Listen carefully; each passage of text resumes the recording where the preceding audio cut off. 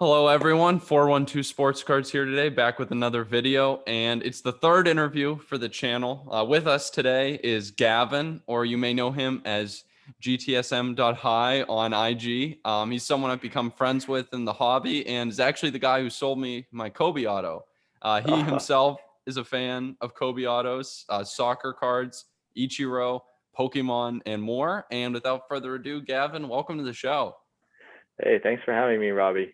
It's an honor to be on your YouTube channel. You've been growing quite a following lately, so it's cool. Thank you. I appreciate all the group chat squad rolling out to to support to get the interviews going. Oh, for sure. Anytime. Yeah. Do you want to give the audience maybe like a quick background on how you like got into the hobby? Like when did you start, and like I don't know what about it like brought you in? Was it like collecting, flipping, like some of both, or?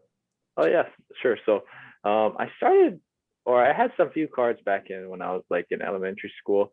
I remember my dad bringing me back Ichiro rookie card because I was a big baseball fan from when he went to Safeco. So that's always been like up on the stand for forever, really. And then some of my grandpa's stuff, he had some old collectible stuff, and I would go through it from time to time, and then it was kind of just sitting on the shelf for a long time. And then last year, kind of like everyone, we all kind of came back into the hobby, and I was like, oh, what is, I see these interviews from Gary and just other people in general are like, oh, what's going on? And just dove right in and never looked back. Oh, yeah. Cool. So you kind of got like reinvigorated, like with the like March, April, May time of 2020. Yeah, right when that Project 2020 started, because actually my first card back was the Ben Baller Ichiro, because I just thought, wait, is that one of the early ones? Yeah, number one on the project.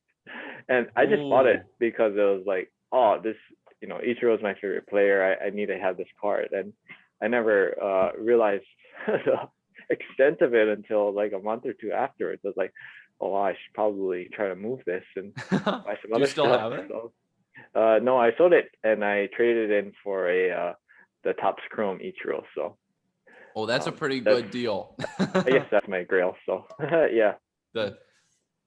So the Ben Baller was the first one. Oh, that had to be worth quite a bit at some point, and probably still is worth pretty good because the pop's probably real low, I think right? So the print runs are pretty low. So yeah, I just I got quite lucky, hit the lotto on that one, and it's been quite a blessing since. So yeah, it was not not planned at all. Yeah. Wait, what Topps Ichiro do you get? Like a PSA graded one, Topps Chrome? Oh, no. Oh yeah, PSA 10, Topps Chrome of his rookie. So that was like grade. That's the grail. Yeah, that's a tough grade. I've had like a pool holes like in hand. I don't know. They chip. Those backs are like dark, and like the centering is like also sometimes not that good. Yeah, that green background is tough. Even on the paper rookies, I think it's even hard to get a 10. So the papers are so hard. They're relative. They used to at least be, the papers used to be relatively cheap, and they were like fun to buy. And like a couple years, I don't know how long ago it was. It might have been like 2 years. I was buying them, and they were like $5. Yeah. Like for like paper, for like the papers raw, and but like, and it was fun to like buy them just to like see what if you could like get something good. But man, they're always beat up. Oh yeah, for sure. Those corners sting easily.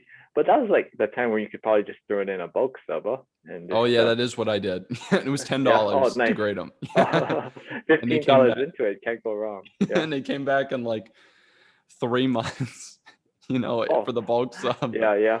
The days. Wish we had that kind of stuff. Yeah. No. So where have you kind of gone in the hobby? Like once you got back in March, like where, I don't know, what's kind of kept you going?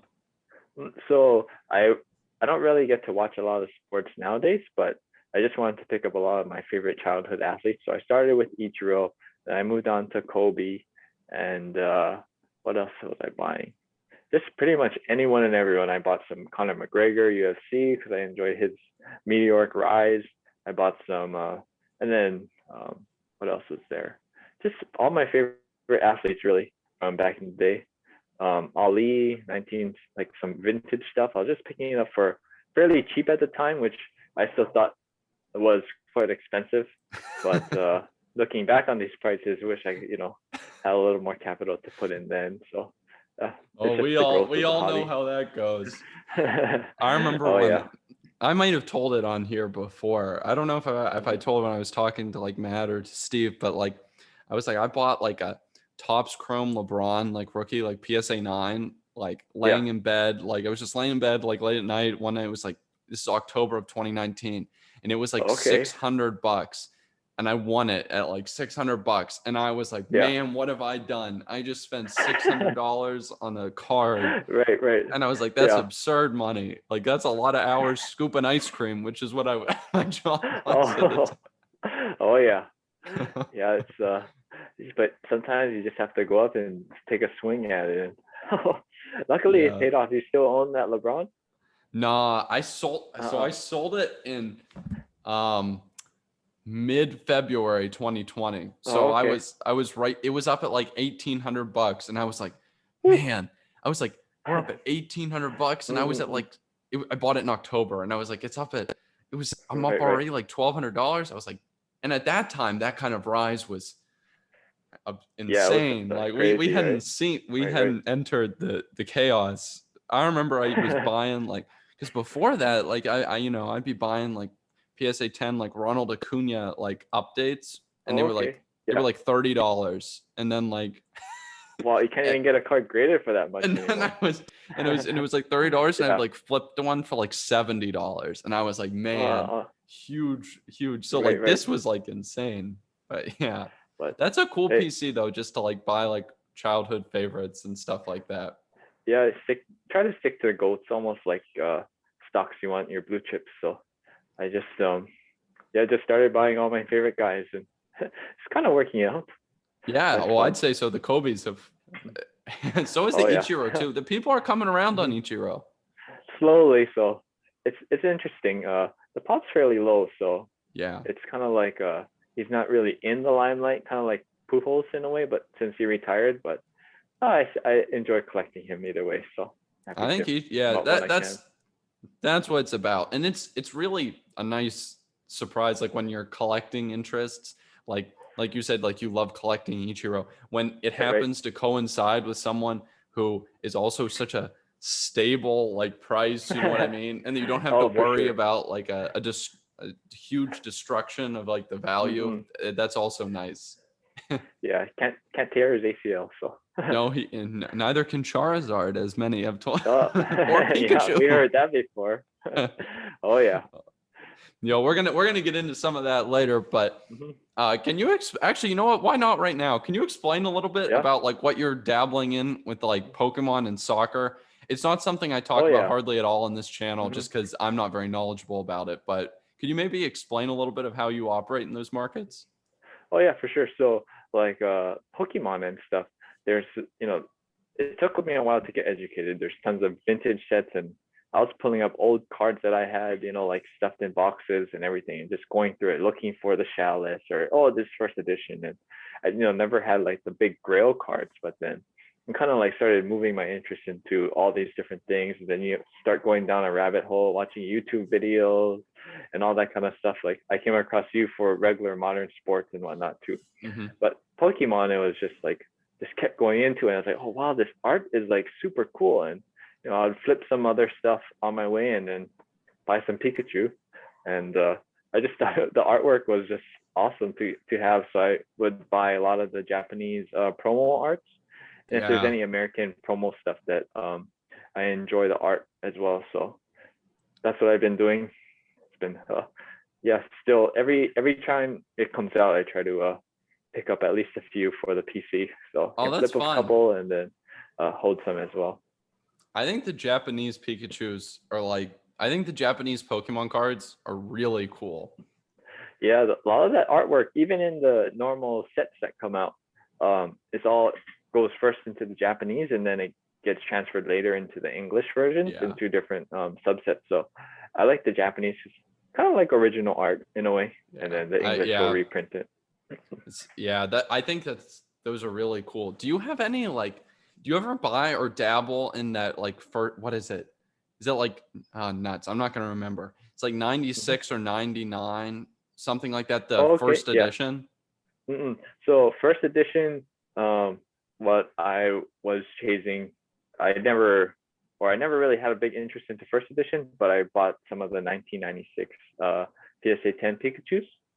Um, so that's maybe considered his rookie card from the WotC era with that Hmm. normal backing.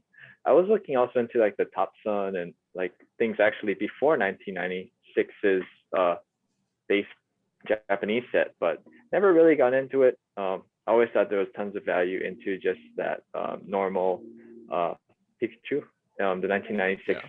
that has that like classic look. As for the first edition stuff, oh, that stuff got pricey fast. So Yeah, it um, did. it's kind of like we're kind of chasing it, but it always keeps going up a little faster than what the ROI on my other things can get me. So I'm fine with owning the Japanese one. I'm pretty happy about that. So Is the yeah. rest of the market relatively affordable? Like out when you're outside of like that first edition? Because like I know those prices, some of that stuff through the roof. Oh Like, yeah. are there a lot other sets that are like decently attainable? Yeah, I would think so. Um, if you don't collect Charizard, then yes, there's potential for the bankroll to cover a lot of like a specific character in a way. Um, there's constantly coming out with sets and stuff, but some of the vintage stuff you can get for what's still kind of pricey, but when you know compare that to like vintage basketball or stuff Yeah, like that, they're still pretty reasonable. okay. Do you Mm-hmm. maybe you can explain this to me because I Yeah. am yet to fully understand it. I don't know if you like played Pokemon ever before, but like, why is the Charizard so the card? Because to me, as like the casual, it's like Mm-hmm. Pikachu is what like I feel like everyone's heard of. You know what I mean? Like Right, I right, feel right. like when I think of Pokemon, I think of Pikachu, and like that's what's been Mm. marketed. So like, why is the Charizard the card? I don't know why that is. That's What do you know? that's an interesting thing because it's like a whole generational thing where I think he is the strongest Pokemon when it comes to the game, and also Oh. just the most popular in a way. I never played the card game, like physical card game, where it was like by the rules. I would probably play it with friends, and we don't know what we're doing. We're just That's what I used to do. I used to we're just just mess around. enjoying. Yeah, Yeah. it was all fun and games. But Yeah. I played a lot of like the video stuff, so like the old Game Boy Color and stuff. And I think Charizard was probably one of the strongest Pokemon out there. But yeah, I always been a Pikachu guy more than the Charizard due to the price point, and also I think Pikachu has that little more worldwide marketability. That's what But I've always thought. yeah, I've always felt like Pikachu would yeah, be a good buy if you were gonna be yeah, like entering. yeah. It's cool We got to though. get you on a Pikachu then, Robbie. Yeah, no, I know. I've Oh always yeah. thought about it. Always thought about it. Mm-hmm. Never ended up doing it, but I've thought Mm-hmm. about it. I dug up what? So it's like the unlimited is like the ones that are just like Okay. reprinted, right? I dug Right, up right. from once these Charizards started going nuts a couple months ago. I like Yeah. dug well because I like just messed around like when I was a kid. Mm-hmm. Like I played some Yu-Gi-Oh, which I knew like slightly the Okay. rules, and Yeah. then like Pokemon, I had like very few cards and like did not know the rules at Mm-hmm. all. And but I was like, I feel like I got a Charizard down there, and I found this like destroyed Charizard that had been Yeah. like creased up, but Well it was like played. the hollow Charizard, and Uh, I was like, it's kind of wild to find. yeah. You could still Oh get it graded. I think PSA one still go for more than a grading fee. So could have yeah, I calculated actually for sold it to a the dude in PC. like Uh, Australia. I oh was wow. like, I was like, Yeah. yeah, I know. I was like, I got like $100 for it or something like that. And I was like, I don't know, Yeah. not bad for just a trip to the closet. Oh for sure. And it's pretty crazy on the condition that um people still want it at all costs Yeah, really. Hmm. I know, because this thing was like, I was thinking PSA 2 to 3 on it. Okay. Yeah. Yes. So Oh I mean, nice. we were talking bad, but it's Yeah. funny. But I've heard from other people that they say like the Charizard card is like it is the holy grail of what many people know it as for the hobby in general. But there's also like a little more higher end collectible ones like a Pikachu Illustrator that I think sold for like 900,000, and some other like trophy cards that are just as equivalent equivalent to the Charizard in say price, but not necessarily as sought after as the Charizard when it comes to PSA grading and total pop of everything. Like demand. It's really interesting. I don't know. It's fascinating. Thank you for sharing some of that, Oh yeah, because anytime. I definitely don't know a whole lot there and could use Yeah. the education. I kind of want to maybe transition too into, I know you touched on Kobe some before. Mm-mm. I'm trying to get educated a little bit in like Yeah. Kobe autos and stuff. Kind of thrust myself into the market when I bought that one off Oh you that yeah. I was Mhm. ecstatic about. I know you've got multiple Kobe autos. Yeah. I think you got like an immaculate patch auto. I don't know if you still Oh got that, yeah. Yeah. I but that still one's have that sick. one. But Thanks. I guess like just how do you plan? I got a couple questions for you on this, but like I Hmm. guess we'll start with, how do you like plan which ones you want to get like in a Kobe market that's like so vast? Like there's Right. Right. just so many autos over so many years, so many of them. Obviously now they're worth a ton, but why did you purchase the ones you did, and like how do you decide which ones you want to go after? Yeah. So like I'm probably like a very very small fish in this whole Kobe market. So I'm still learning as we go.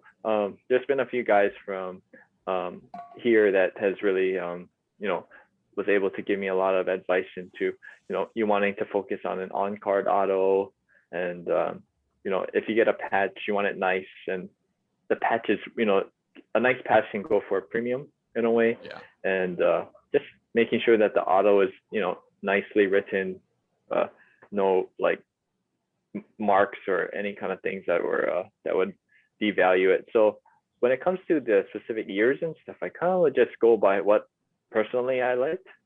So that Kobe patch one, I really enjoyed it just due to like the poles, and it's an immaculate. So Yeah. that's pretty cool to acquire. It's probably one of the bigger purchases, so I'm pretty stoked about that. And then when it comes to more of the vintage stuff, a few of the guys that I've spoken to and looked to for advice like the upper deck stuff.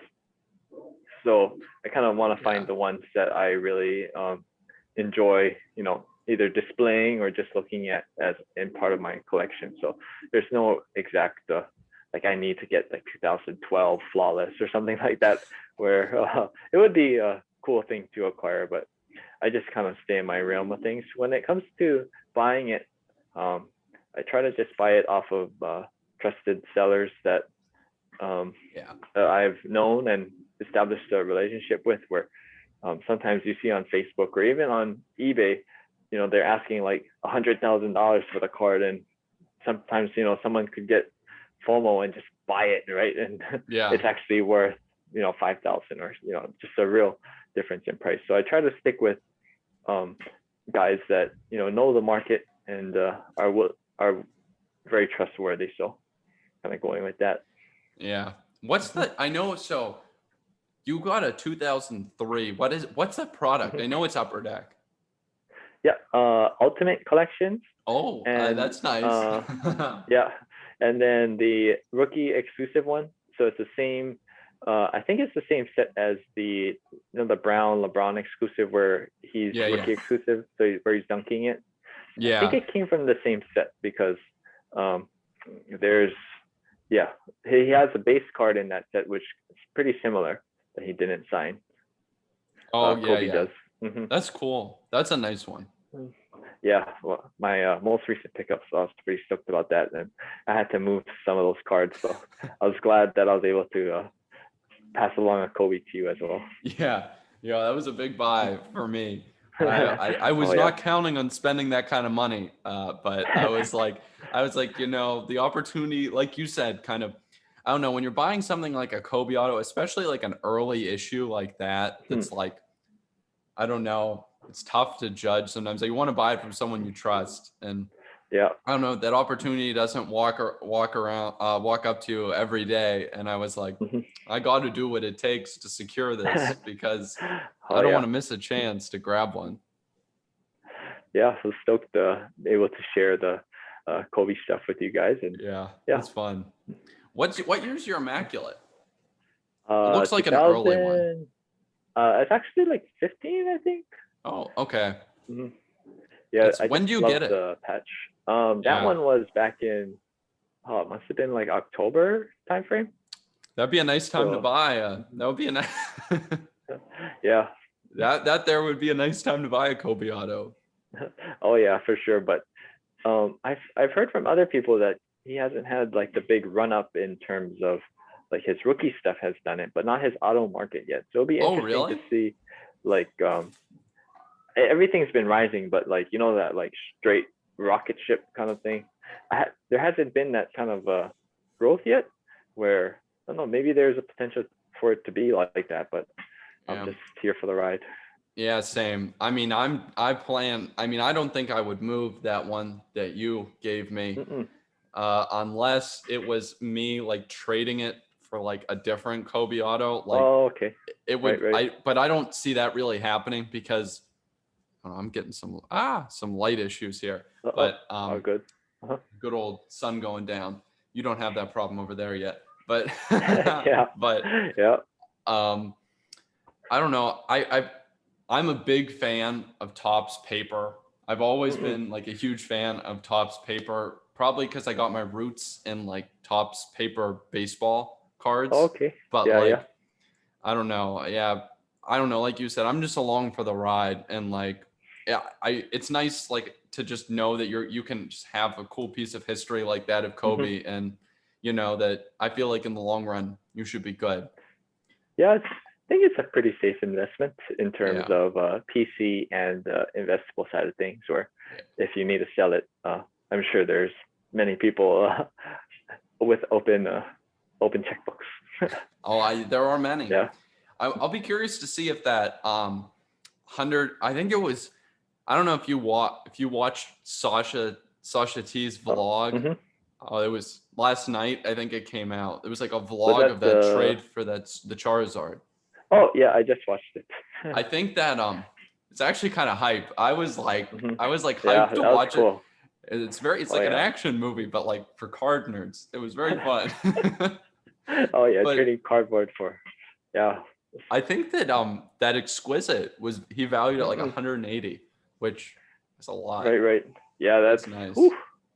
Yeah, but in terms of what that value is and what his like rookies are getting, that black label that sold the refractor on Oh, Golden, maybe there is potential for it to keep on going with the exquisite. But yeah, I it's feel like there amazing to could see be. his market too that keeps moving.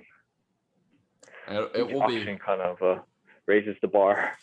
Yeah, they do. It's kind of Hmm. crazy. I guess I'd like to get. I guess something else I want to get into with the Kobe autos as I Yeah. recline here to avoid the sun is with at least this is something that like I kind of hadn't thought of, but like I thought Hmm. of when I was buying my Kobe auto from you.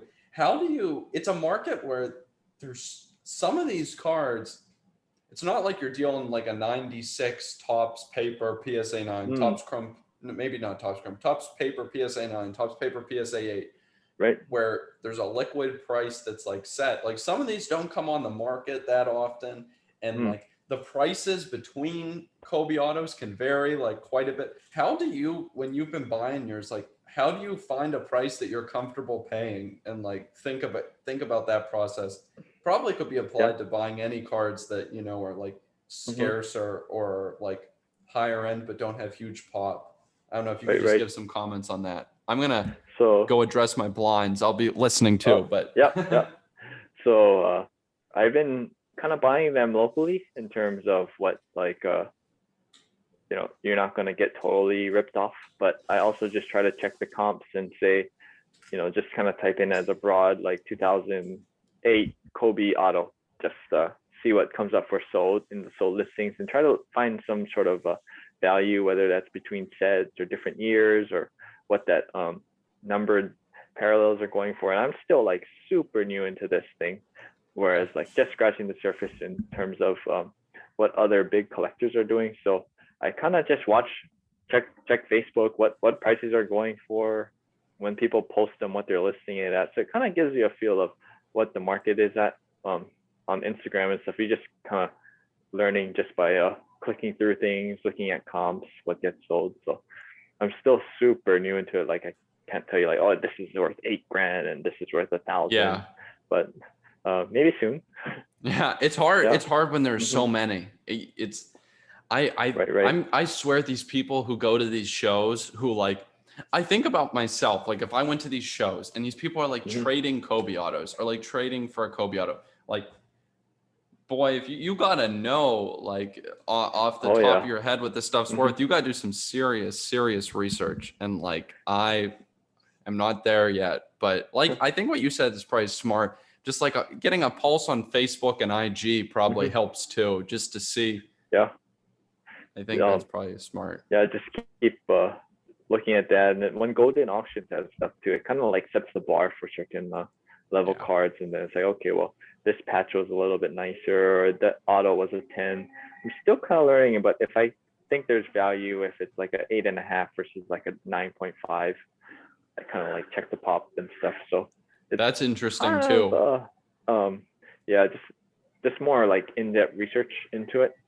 But Yeah. I think once you acquire it, it's hard to let go. So I know there's definitely like a demand and value for it because many people are just wanting it to collect. So Yeah.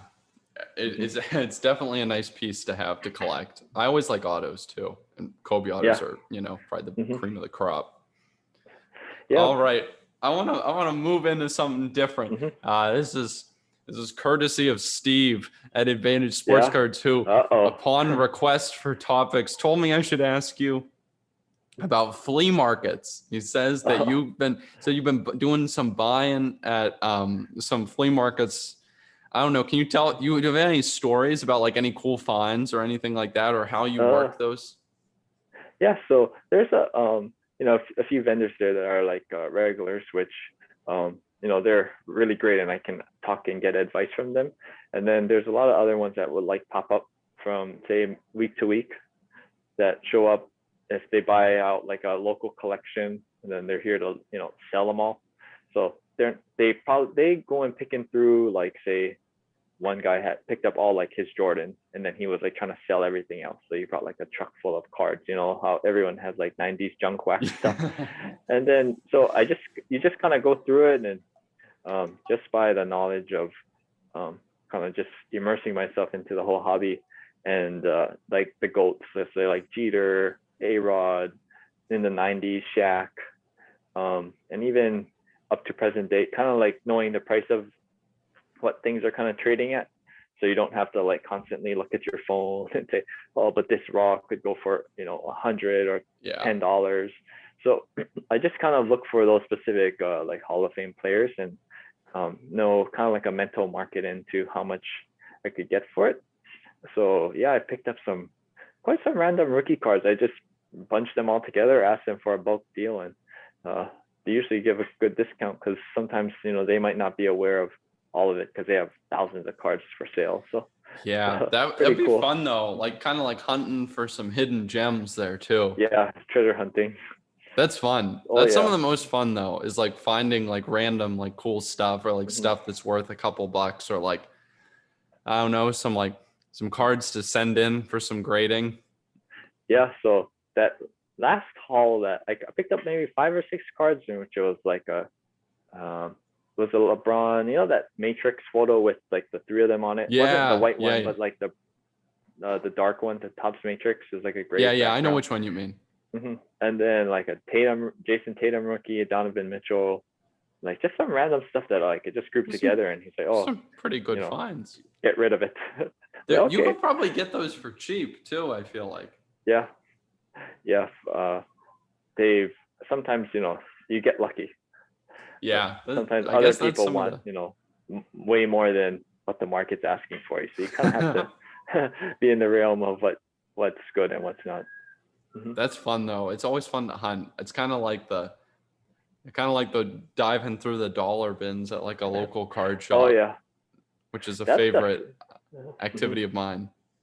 Yeah, even those dollar bins nowadays. Some of those cards went from $1, now they're like $50 to $100. So, it's just like Yeah. kind of knowing what's the market's trending, and like Steve, when he mentioned the comment, like he can find all those Star Wars packs or cards and say, oh, he knows what the value is in terms of what he's going to take to grade. So you can kind of turn that stuff. So we're all kind of wheeling in our own little niche of either, older cards or modern. So it's fun. Yeah, it is.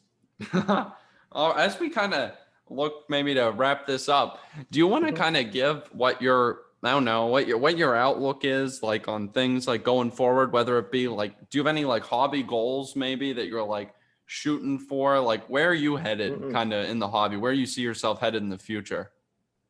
Yeah. So right now, as you and our little group knows, I've been diving pretty deep into the soccer market. I Oh think yeah. there's a lot of potential into that stuff. So I've been looking into pretty much more of the GOATs, Messi, CR7, Ronaldo, even like Neymar too. I feel like it's pretty overlooked at the moment. But yeah, I just enjoy all his all that kind of stuff. Whereas the hobby in general, I think we have some room to grow. It's still just a couple of years into it in terms of like this whole masses of things. I'll probably just stick to my realm of what Yeah. I've always liked to collect, and hopefully it keeps going up and can trade and flip some stuff into bigger cards as well. So it's Yeah, all, that's the yeah. fun. I like doing Mhm. that too. It's a good time. Oh yeah. Oh yeah. Uh, well, I appreciate you coming on, Gavin. Yep. I Anytime. think this went really well. So I appreciate you coming on and thank you. Anything you Hmm. want to shout out or anything before we wrap it up? No, all good. Thank you very much, and I enjoy all our conversations we have with Steve and Tommy, and we can bounce ideas and stuff, and that's what very fun for the hobby, in which we can all find our little niche and enjoy it together. Yeah, guys Great. out there like Hmm. watching, it is really rewarding if you can and fun to like reach out like on IG to people, just reach out and like the DMs, meet new Hmm. people. It's really fun. It's been really fun for me to like talk cards with people because it's hard to necessarily run into people in the day-to-day life who will admit to Oh yeah. you necessarily that or that Mhm. you will divulge that you are interested in cards, and it's a fun way to Yeah. meet people. Oh yeah. If you bring up cards in the regular public setting, sometimes you'll get some interesting looks. Yeah. But it's a fun hobby for sure. We know how it goes. Oh yeah. All right, Gavin, thank you so much. Yeah. Thank you, Ravi. I'll see you later. Have a good one.